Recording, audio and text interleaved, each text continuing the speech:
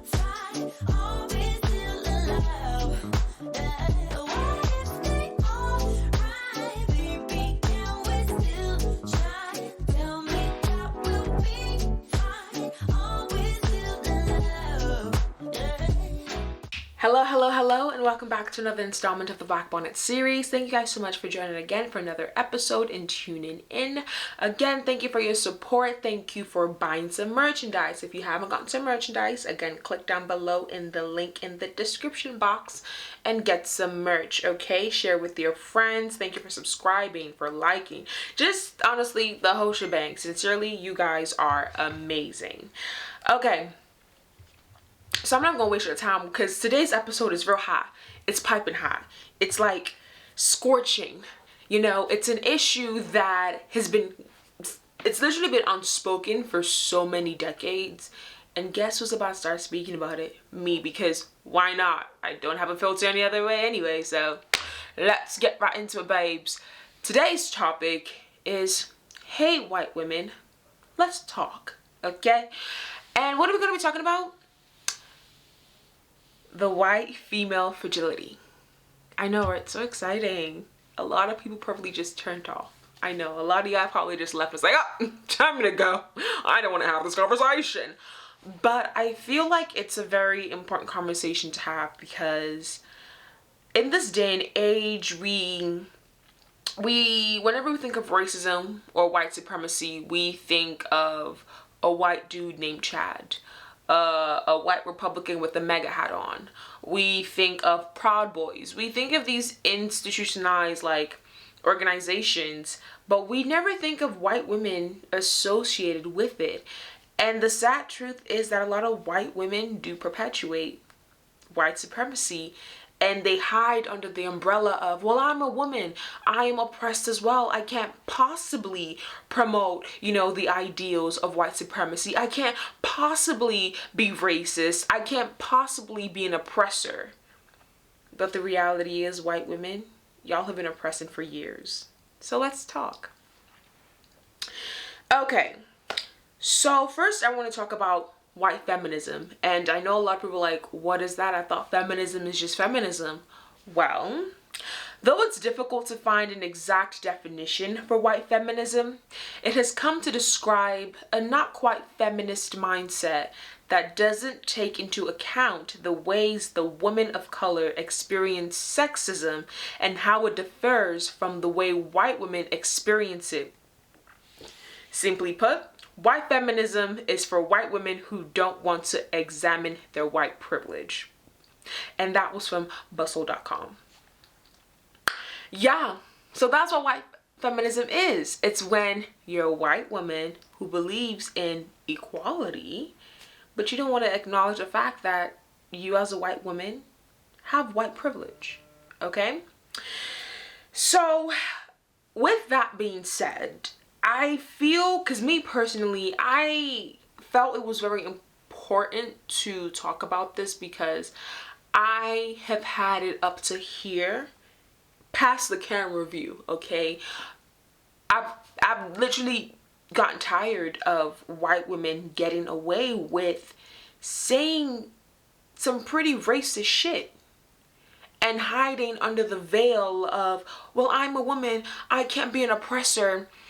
Or hiding under the veil of their white tears. Oh, you thought I wouldn't talk about that? How they weaponize their white tears? Well, I'm going to talk about that. It's in my notes, okay? I got the facts right here. You know, you come to the Black Bonnet series to get the facts. You sip the Black Bonnet cocktail and you relax, okay? That's the point of the show. And I just got sick and tired of having to, you know, kind of put my burdens to the side to comfort white women and their tears, even though, you know, it's me seeing people that look like me brutally murdered on camera and having to rewatch that over and over and over again. I remember during every single BLM protest, because there have been many in this country, every single civil rights movement, and I personally still believe that civil rights movement, it's still going on. It hasn't ended, it's still going on. I always have to comfort the white person because they're like, oh my God, how can this be happening? And they're crying to me and I'm like, what the fuck are you crying about? What are you crying about? It's not you that was brutally killed while you were sleeping in your home and got no justice. Hey, Breonna Taylor, get justice for her. It's not you, it's not your husband that you saw with someone's knee on his neck. It's not even you seeing Black people making fun of the experience by taking pictures of the murders and imitating and mimicking, the murder of George Floyd. Making, TikTok videos of kneeling on his neck, being like, ha ha ha ha ha, he deserved to die. So why are you crying, white woman? Why are your tears there? Oh, that's right, you're using it to weaponize it so you don't take any blame. You don't acknowledge the fact that you as a white woman, you have privilege. Okay, let's talk about what white female tears are. It is the trauma caused by the tactic many white women employ to muster sympathy and avoid accountability by turning the tables and accusing their accuser. And by the way, all the facts I'm about to spit at you is from this quick essay called Why White Women Cry. Okay, you can look it up on Google. It's all there. Okay, and it's literally, white female tears is, y'all just use it as a way to avoid accountability. So when a Black person is, or not even Black person, when anyone of color, any woman of color, Asian, Black, Middle Eastern, when we're talking about our experiences and you start to cry, you're trying to avoid the fact that you don't want to acknowledge your white female privilege. And it's weird. While white women have been depicted to be the foundation of purity, chastity, and virtue, women of color have historically been characterized by the negative stereotypes and the historical lower status position associated with their racial communities in American society. That is why white female tears are so powerful. And I know for a fact white women know that, because they wouldn't be using it as a weapon every other 5 seconds. Becky wouldn't be crying in the office because you told her not to touch your hair. Oh yeah, that's happened before. Yeah, it has. White women historically, since the beginning of white people not standing their country and going to Africa to steal us and kill us, have been depicted as white women are pure. They are not to be touched. They're innocent. They're virtuous.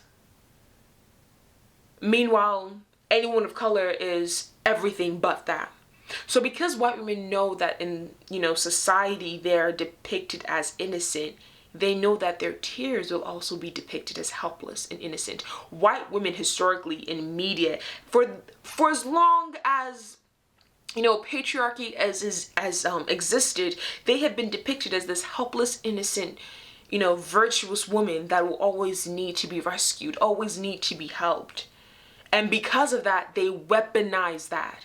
They weaponize the fact that society views them as helpless, because that's what white people have painted them as. That's what white males have painted them as. So therefore, they use that white privilege, that female privilege, to get their way. Additionally, as Palmer in 1994 states, the problem for white women is that their privilege is based on accepting the image of goodness, which is powerlessness. White people set standards of humanity by which they are bound to succeed. As a natural outcome, when there is conflict among women, the norms under which these conflicts are managed are based on white society norms. Our societal norms informs us that crying indicates helplessness, which triggers automatic sympathy for the white woman. And white women know that. You know that because you are deemed as virtuous, as innocent, as someone that's to be protected, you should be saved at all expense. Meanwhile, women of privilege, women of color, we don't have that privilege. But white women do. And you know that. Because if you didn't, 54% of you guys went to vote for Trump. I didn't forget that. And it's like the most irritating thing is that a lot of white women, they like to hide under the umbrella of, well, I am a woman, so I understand oppression. If you really did, you wouldn't be weaponizing your white tears to try to avoid accountability. And the irony is that there's actually a term for that. There's a scientific term for that. It's called the one-up/one-down identity. The challenge and responsibility of any person who has a one-up/one-down identity, with one identity that is privileged and another that is oppressed, i.e. being white, privilege, being oppressed, being a woman, is to recognize when their privileged identity is the operating norm. As Johnson reminds us, when it comes to privilege, it doesn't matter who we really are. What matters is who other people think we are. White women having one-up/one-down identities as white and as women must recognize the power that comes with having their whiteness. Recognizing privilege means acknowledging that our society norms allow white women to toggle their identities, meaning they can choose to be a woman and choose to be white. White women can be both helpless without helplessness being a reflection of all white people, and powerful by occupying a position of power as any white person. I'll repeat that I'll simplify that so you guys can understand. You have the ability to, when it benefits you, to be like, hey, I'm a woman, I understand oppression, and use the advantages that society has blessed you with as a white woman to tug on the emotions of society and pull the I'm a woman card, but also pull the I'm white card and double down on your privilege. You have managed to know how to use being a woman and being white to your advantage. And you weaponize that. You have weaponized that against other women of color. And it's not okay at all. Privilege is not just about our social identities, but associated with the behaviors that are normalized within those social identities.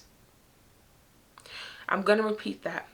Privilege is not just about our social identities, meaning it's not just about the color of the skin that you have,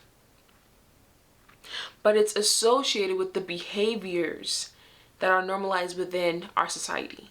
I.e., if you see tears representing helplessness, and that means that you need to save that woman who was crying, that also shows privilege. That's what's normalized. What's normalized in the society is when you see a white woman crying, being like, oh my gosh, what's wrong with this white woman?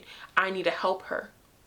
That's what privilege is. When you have that privilege to use that society norm to your own benefit. So it's not just about, well, I'm not a white man, so I don't benefit from white patriarchy America. I don't benefit from white supremacy because I'm a woman. No, you benefit from white supremacy because you're able to manipulate and weaponize your white female tears so people can come to your rescue, and you can deflect accountability. You can deflect the fact that, okay, I did say something racist. Okay, maybe I shouldn't have touched this black girl's hair. Maybe that was wrong. That was not even maybe. That was very wrong of me to do. You get to weaponize that and deflect on your responsibilities and what you should say sorry for. That's privilege, baby girl.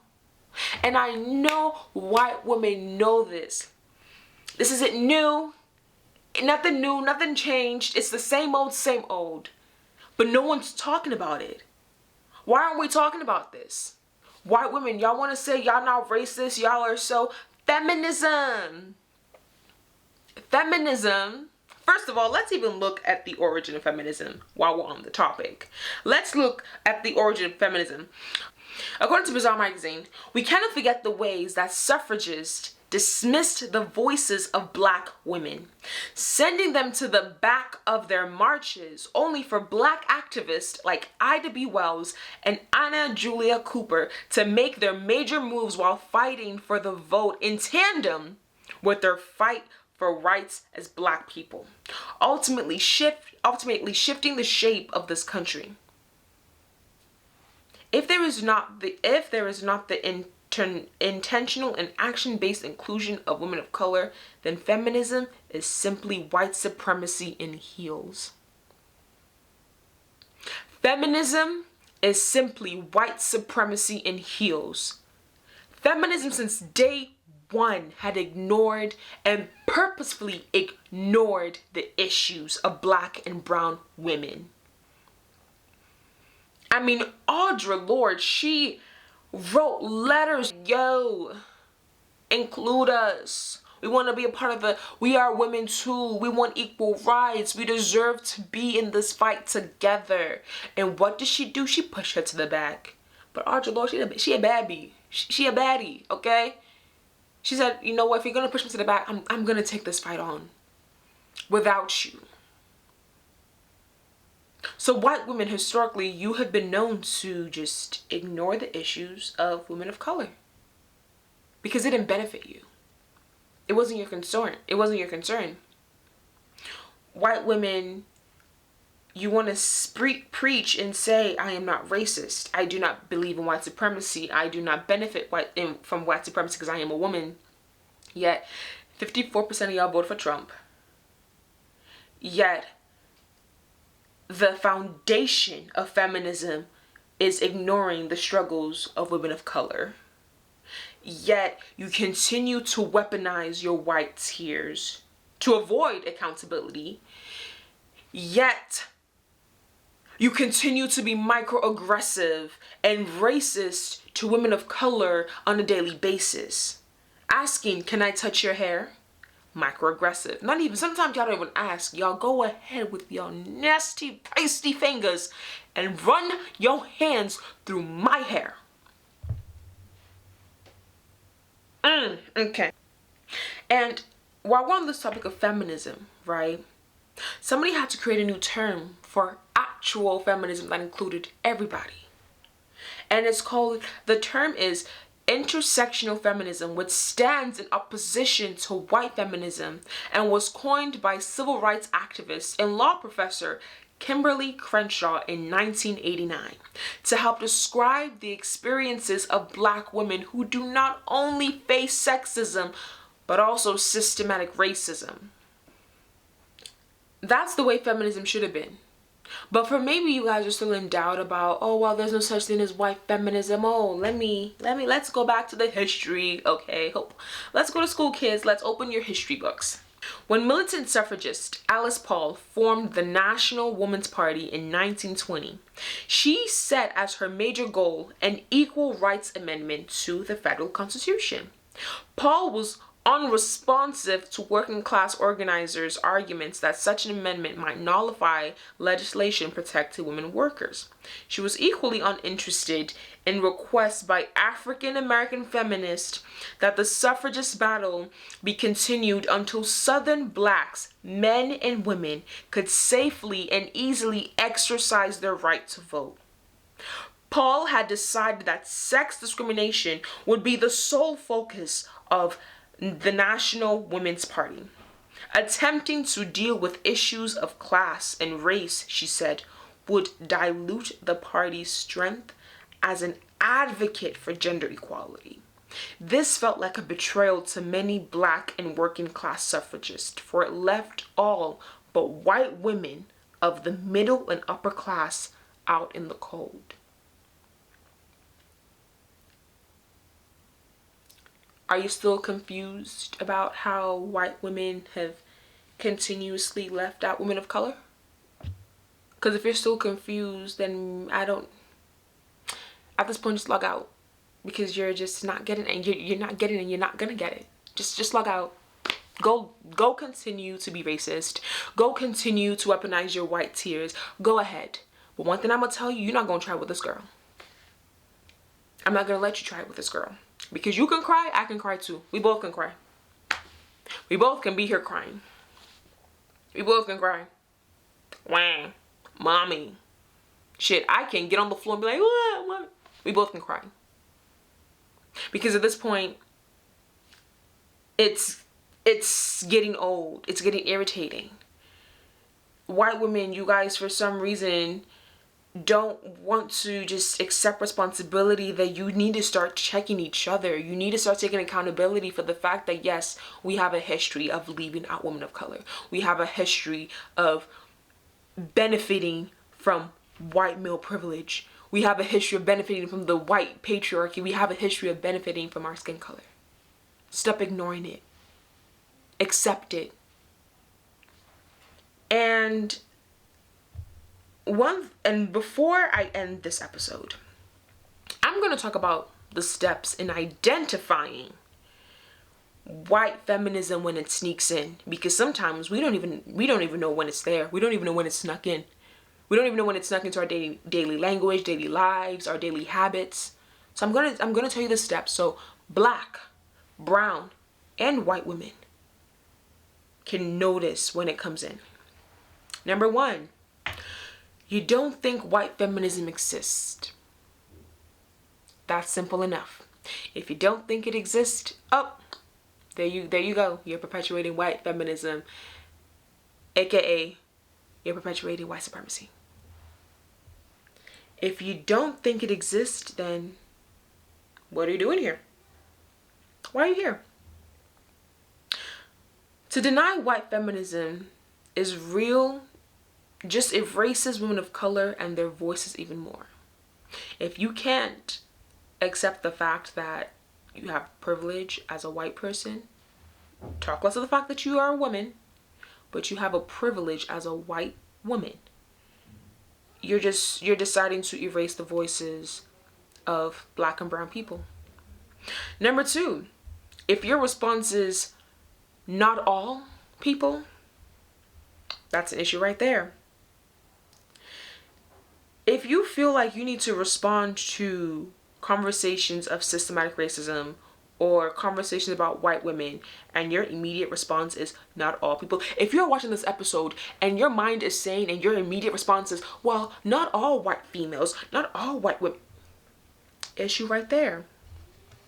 It is an issue right there, because what you're doing is that you're not hearing the actual issue at hand. By not alling, you're indicating you need to work on a certain area of your feminism and make it more intersectional. By you saying, well, not all you're doing is ignoring, erasing everything I just spent my time saying to you. Number 3, you jump to the defensive.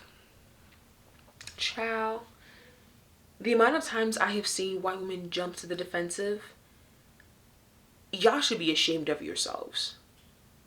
Y'all should really be ashamed. Like, disgraced. Are you not embarrassed? Are you not ashamed? You should be ashamed of yourself, babes. Because it's disgusting. Okay? When you guys get called out about things that make women of color feel uncomfortable and you immediately jump to defensive, again, you are erasing that woman's voice.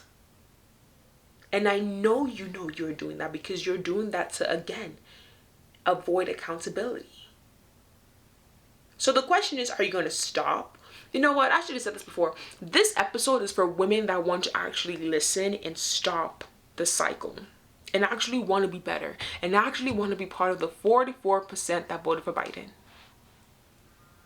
The other 54% of y'all, I don't trust you. I don't. Not a bit. That actually want to be part of the generation of women that want change for all people, not just one race. Because I get it.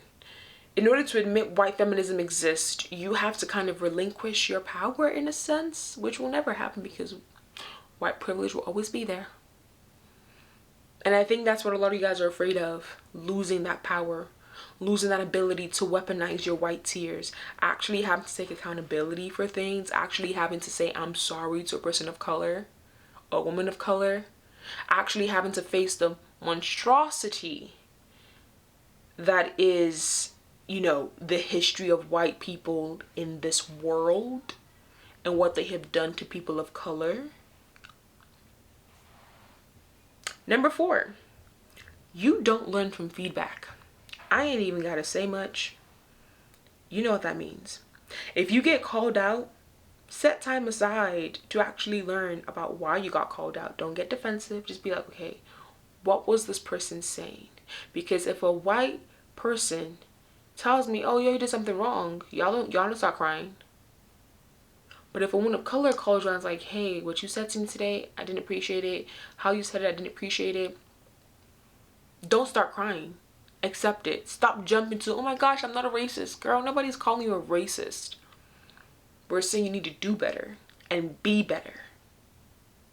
Toughen up. Number 5, you only show up when it's convenient. Ooh, child. All I'm going to say is over the summer, I saw a lot of BLM posts. But then as soon as these little white girls broke up with their black boyfriends, them BLM posts were gone. Absolutely gone. It wasn't even in the bio. It's not even on their post feed. Gone. What's it called? Performative activism? I think it is. You show up when it's convenient. You show up when you know it's, gonna make you look like you're not a racist. Number 6, and I think this is one of the most important ones. You tone police. Okay? And I'm gonna just read to you what it says. Basically, tone policing is a way to deflect criticism by focusing on the anger or emotions being expressed, rather than the issue that's being discussed. Just like men sometimes dismiss women as irrational or unstable for emotionally talking about issue that negatively affects them, white feminists use this technique to invalidate the feelings of people of color in an argument, aka you're gaslighting. Yeah, men aren't the only ones that can do that. Women do it too. White women do it too. So if I'm expressing to you an emotion, if I'm expressing to you I feel some type of way, and you're like, well, maybe if you said it this way, they would have been like more receptive to it. Girl, shut the hell up. Shut the hell up. Listen to what I'm saying. Listen to the issue that's at hand. Listen to the fact that like the company did some fucked up racist shit. Also, back to my point about you show up when it's convenient. A lot of y'all like to talk after the event has already happened. Like, a lot of you guys like to stick up and vocalize your opinions after the racist event has already happened. After, Anita has already said in the meeting, hey, James, I didn't appreciate your tone. Your tone and what you said was very racist. And then here comes Becky. Anita, that was so brave of you. Like, what you said was so true. Like, what James said was, like, so rude in that meeting. Why couldn't you have said it right then and then in that meeting? Why couldn't you have had Anita's back? Why couldn't you have had Anita's back right then and there? And I'm going to say this again. If you believe in feminism, women for all, women equality, all that extra shit, and you're not standing up with a woman of color in the moment when she needs you, and you only show up after the fact, you're performing. Save it. I don't want to hear it. And neither do other women of color. Because we know what you're doing. You're performing. And baby girl, the stage is not set for you. And last but not least, you only center women of color when you tokenize them.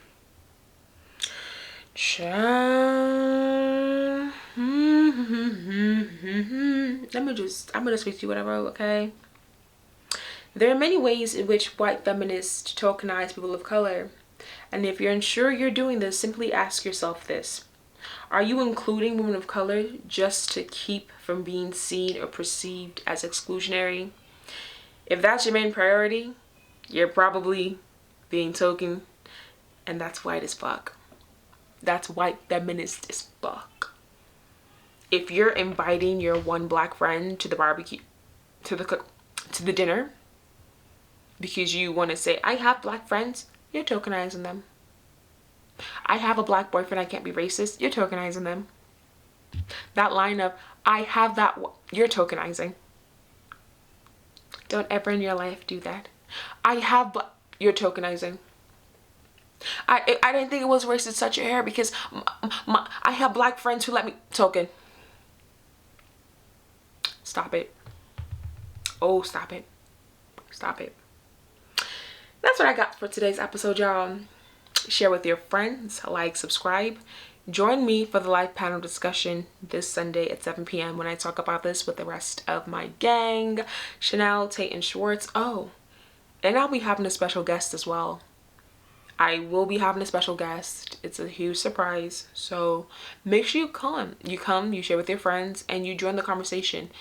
Submit your questions to me about what you want me to ask this guest or what you want the panel to talk about, because I spoke about a lot just now about white women. So let me know what you guys want to talk about.